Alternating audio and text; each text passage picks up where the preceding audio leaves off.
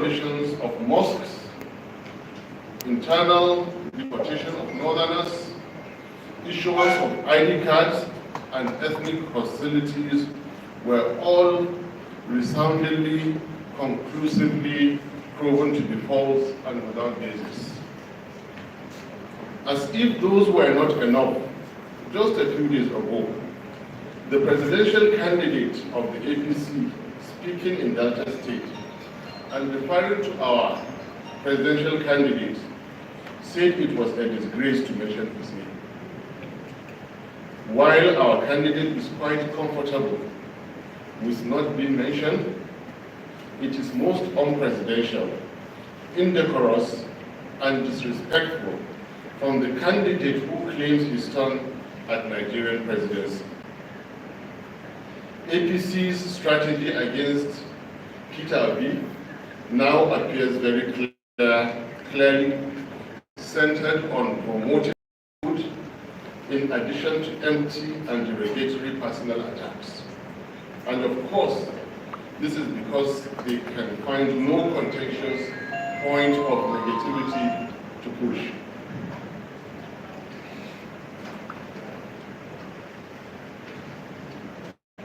Little wonder that their vice presidential candidate has consistently put to shame the noble heritage of the great Borno Empire in his unguided and uncultured public pronouncements, which expose his intellectual laziness and discomfort with empirical facts and arguments. Regular insults, which have now become his trademark, have not spared the current vice president, whom he directed to go and sell ice cream, nor the former vice president, whom he described as a pure water seller. A noble venture which serves the populace better than a certain white substance. It is pertinent.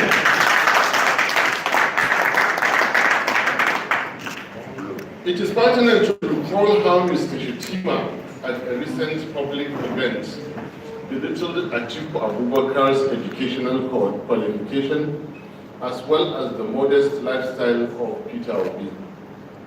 Clearly, Mr. Shetima is out of touch with reality and cannot understand that people like Peter Obi, who have reached the heights in business and material achievements, have long transcended the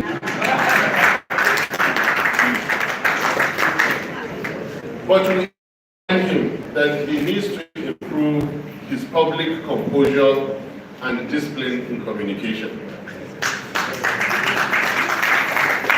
Shetima is called upon to speak kindly and more responsibly about all personalities, if only to uphold long-established minimum standards. We cannot also forget his disposition and uncooperative attitude when hundreds of girls were abducted under his watch as governor in 2014, where he did little to rescue them in the first place or facilitate their rapid rescue. A governor under whose questions unanswered.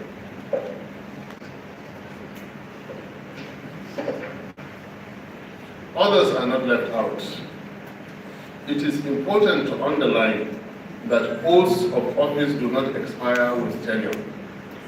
And hence, the comment that northern electorates do not need a Yoruba or Igbo leader is greatly at variance with the oaths of office taken in 1999 and 2003 respectively, and the Peace Accord of 2022. This is to call upon the owner of that statement to respectfully retract same in order to be admitted to the honor list of esteemed presidential candidates. Truth of the matter is that every Nigerian from anywhere needs a credible and competent president. Simple. Going beyond comments of candidates, it is important to further highlight some other developments of concern to us in the Labour Party. We are concerned about the fate of areas designated by security agencies as ungoverned spaces, which contain legally delineated polling units. It is necessary for INEC to clearly address the nation on how it intends to handle the challenge of conducting elections in these areas. Over the past few months, we have witnessed various attacks on Labour Party offices, meetings, and our members in parts of the country, and even INEC offices have not been spared. Just a couple of days ago, Mrs. Victoria Chintex, our vibrant and able woman leader in our local government of Kaduna State, was assassinated while members of her family escaped with injuries. Senseless killings have gone on for too long.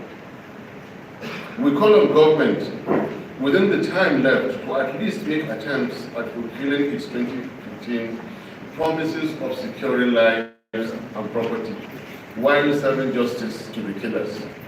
Kindly, therefore, join me in observing a moment of silence in the remembrance of her and indeed all victims all over the country.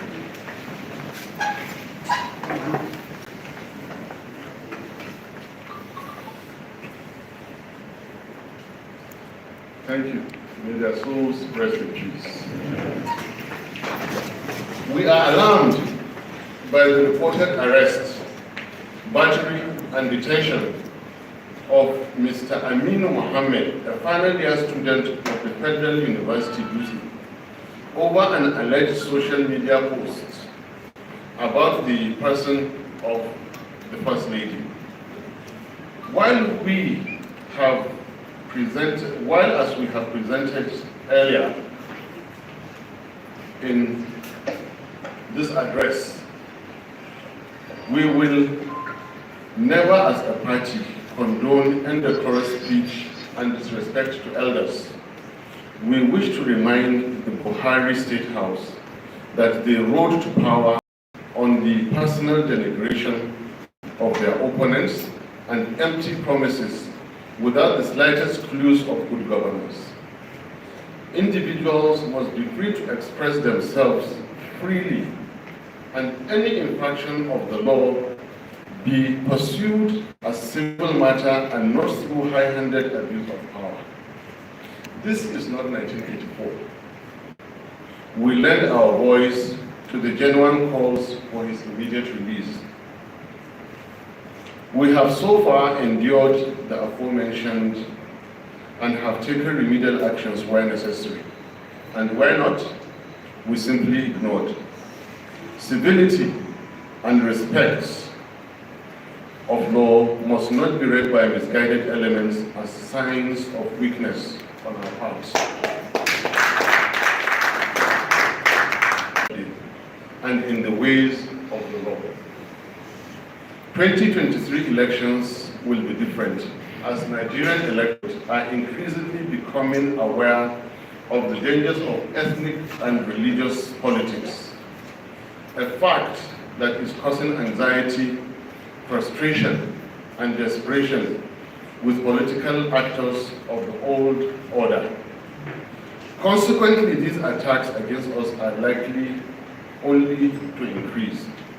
We must call on authorities to live up to constitutional responsibilities, and on the general public to regard lies, misinformation, and propaganda for exactly what they are. The Obidient movement under Labour Party will continue to remain faithful to founding principles and to the signed peace accord, and we equally invite all stakeholders to emulate. The next few weeks will see an escalation of election activities.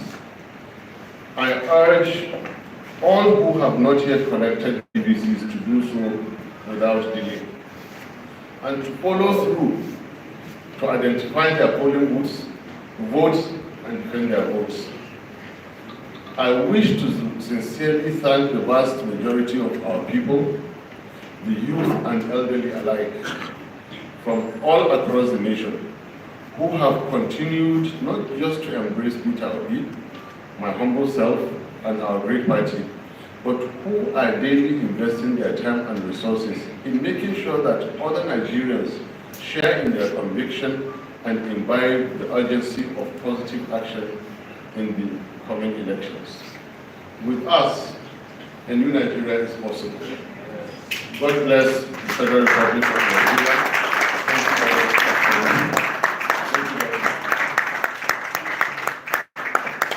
Thank you very much, distinguished Senator, and the incoming Vice President of the Federal Republic of Nigeria, by the grace of God. Another round of applause for him. Quickly, it's a press conference. And you see, gentlemen of the press, you see that we do things differently. When other people hold their press conferences, the officials will sit in the front, they'll make you stand at the back. And you see, we created a comfortable sitting area for you, while our own people are also here. We are different. I think we should you may please sit down.